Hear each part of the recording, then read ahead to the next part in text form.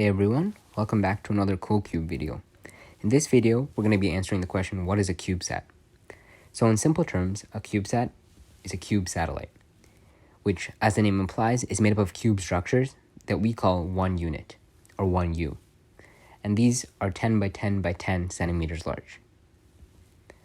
Often, today's satellites are made up of multiple of these cube shapes. So we have satellites that are 1U, 2U, 3U, 6U, or even larger.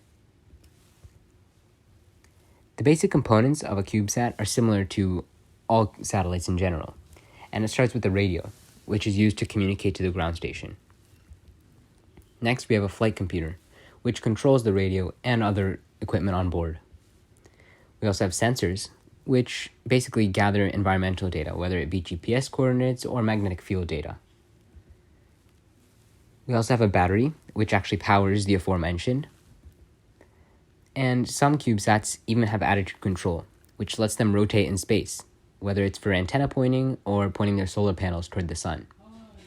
And lastly, most CubeSats have solar panels to charge the batteries and increase the longevity of the project.